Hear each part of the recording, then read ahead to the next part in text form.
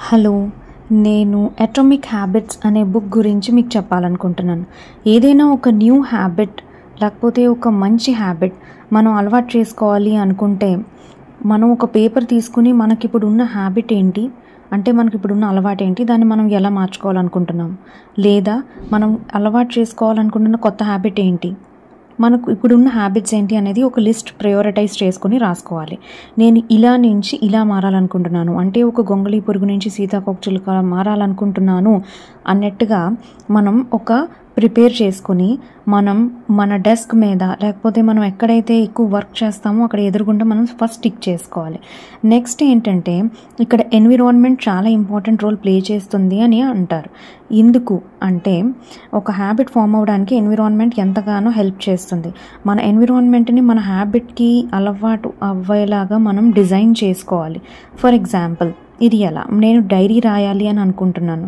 అప్పుడు డైరీని తీసి నేను ఏదైతే మెయిన్ డెస్క్ ఉందో అక్కడ పెడతాను, లేకపోతే ఎక్కడ నేను ఎక్కువ టైం స్పెండ్ చేస్తానో అక్కడ నా కంటికి కనబడే విధంగా అట్రాక్టివ్గా పెడతాను అనమాట. అంటే నా అటెన్షన్ దాని వైపు డ్రా చేసేలాగా ఆ డైరీని నేను పెడతాను. అప్పుడు నాకు గుర్తుంటుంది, నేను డైరీ రాస్తాను. అలాగే నేను ఎక్సర్సైజ్ చేయాలనుకుంటున్నాను అంటే అప్పుడు నేను ఎక్సర్సైజ్కి సంబంధించిన పిక్చర్స్ ఎక్కడైనా స్టిక్ చేయడం కానీ, అవి ప్లేలిస్ట్లోని ఆ వీడియోస్ని ఎక్కువగా నేను పెట్టుకోవడం కానీ ప్రయారిటైజ్ చేసి, అలాగే నేను ఒక షెడ్యూల్ ఫిక్స్ చేసుకుని నేను 5కి ఈ వీడియో ప్లే అవ్వాలి అని డిజైన్ చేసి నేను పెట్టుకోవడం కానీ, నా మోస్ట్ రీసెంట్ వాచ్లో నా ఎక్సర్సైజెస్కి సంబంధించి నేను నా వర్కౌట్స్కి సంబంధించిన వీడియోస్ని ప్లే చేయడం వల్ల కూడా నేను సెల్ ఫోన్ తీసినప్పుడు కానీ ల్యాప్టాప్ తీసినప్పుడు కానీ నాకు అది ప్రయారిటైజ్ అవుతుంది. అలాగే యోగా మ్యాట్ కానీ ఎక్సర్సైజ్ చేసే పరికరాలు కానీ నేను నా కంటికి కనబడే విధంగా పెట్టుకోవాలి. ఇలా అన్నమాట మనం ఒక హ్యాబిట్ని మర్చిపోకుండా ఎలా చేయాలి అంటే మన ఎన్విరాన్మెంట్ని ఇలా డిజైన్ చేసుకోవచ్చు. నెక్స్ట్ ఏంటంటే ఒక బ్యాడ్ హ్యాబిట్ని నేను ఎలా బ్రేక్ చేయగలను. ఫర్ ఎగ్జాంపుల్, నాకు క్రేవింగ్స్ ఉన్నాయి అనుకుందాం, అంటే నాకు ఫుడ్ క్రేవింగ్స్ ఎక్కువ ఉన్నాయి అంటే నేను తినాలనుకోవడం లేదు, నేను చూడండి మంచి ఫుడ్ అంటే lively food, fresh fruits and vegetables అన్నీ తినాలనుకుంటున్నాను, నా ఫుడ్ స్టైల్ని మార్చాలనుకుంటున్నాను, నేను డైట్ చేయాలనుకుంటున్నాను, కానీ నేను చేయలేకపోతున్నాను అని అంటాం. అంటే చాలామందికి ఇది సాధ్యం కాకపోవచ్చు. అలాంటప్పుడు మనం ఏం చేయాలి, ఈ బ్యాడ్ హ్యాబిట్ని బ్రేక్ చేయాలి అనుకుంటే మేక్ ఇట్ అన్అట్రాక్టివ్ అంటున్నారు. అన్అట్రాక్టివ్ అంటే మన అటెన్షన్ దాని మీద వెళ్లకుండా చూసుకోవాలి. ఫర్ ఎగ్జాంపుల్, లేస్, చిప్స్ లేకపోతే చాక్లెట్స్ ఇలాంటివి ఏవైనా మనకి క్రేవింగ్కి కారణమవుతాయి. సో అలాంటివి మనకి కనబడకుండా దాచాలి. అంటే అవి కార్నర్స్లో, షెల్ఫ్స్లో, కప్బోర్డ్స్ లోపల ఎక్కడో అసలు మనకు కనబడనంత విధంగా మనం వాటిని పెట్టేస్తే మనకి ఎప్పుడైతే ఆకలేస్తుందో, మనకి క్రేవింగ్స్ వస్తాయో అలాంటప్పుడు ఎదురుగుండా మనం ఆల్వేస్ టేబుల్ మీద ఫ్రెష్ ఫ్రూట్స్ని పెట్టుకోవాలి. మన ఫ్రిడ్జ్ డోర్ ఓపెన్ చేయగానే మనకు అందులోని సలాడ్స్ కనిపించాలి, లేకపోతే స్ప్రౌట్స్, లేకపోతే మనకి ఏదైతే హెల్త్ ఇంప్రూవ్ చేసే ఉంటాయో లైవ్లీ మెటీరియల్ అలాంటివి, ఫ్రెష్ వెజిటబుల్స్ అలాంటివి కనబడాలి. అప్పుడు ఆటోమేటిక్గా మనం అవి తినడం మొదలు పెడతాం.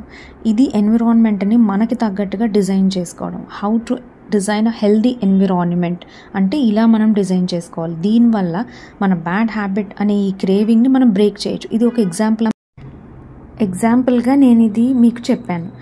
అలాగే ప్రతిదీ అలా డిఫరెంట్ బ్యాడ్ హ్యాబిట్స్ని మనం ఇలాగా బ్రేక్ చేయొచ్చు.